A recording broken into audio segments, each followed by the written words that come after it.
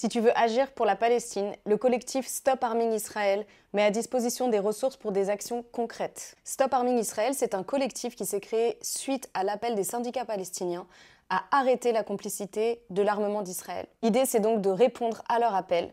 Leurs revendications, elles sont simples. Ils demandent à tous les travailleurs et aux syndicats partout dans le monde de refuser la fabrication d'armes pour Israël, mais aussi de refuser de transporter des armes vers Israël, d'agir contre les entreprises qui fabriquent des armes pour Israël et de faire pression sur les gouvernements pour qu'ils arrêtent leur collaboration militaire avec Israël. Aujourd'hui, ils sortent un guide des entreprises françaises d'armement qui sont donc complices d'Israël, avec des fiches synthétiques par entreprise. Par exemple, on découvre que Airbus fabrique des hélicoptères de combat qui sont utilisés en Israël.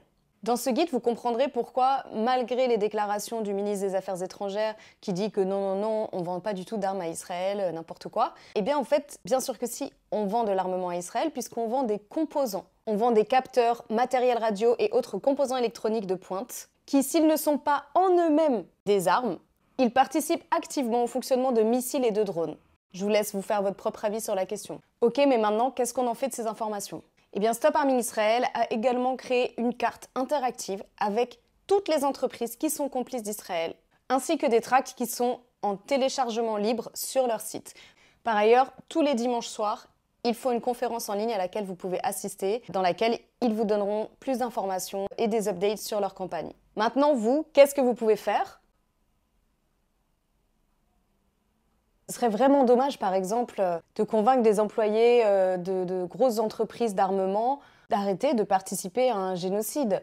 Alors, pour info, le fait d'aller tracter devant une entreprise, ça n'est absolument pas illégal. L'équipe de Stop Arming Israel le fait très régulièrement. Si vous ne pouvez pas vous déplacer, il y a d'autres façons de participer à cette campagne. Déjà, relayer des infos en ligne, débattre avec les gens de votre entourage, commenter sur les réseaux sociaux.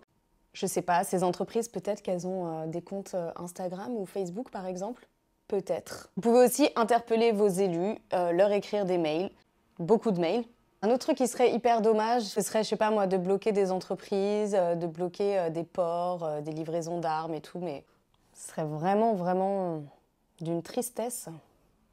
Et si vous êtes à Paris, sachez que le mardi 19 mars, à 19 h, il y a la projection du documentaire The Lab qui date de 2013 et qui raconte notamment comment l'armée israélienne utilise les territoires occupés comme un laboratoire de la production d'armements de pointe, etc.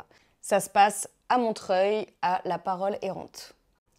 La France est complice de ce qui se passe actuellement à Gaza. Et vous pouvez agir à votre niveau parce que c'est la somme de toutes nos actions qui peut avoir un vrai impact. Donc allez suivre Stop Arming Israel sur tous les réseaux. Force à eux pour tout le travail qu'ils font. Merci beaucoup.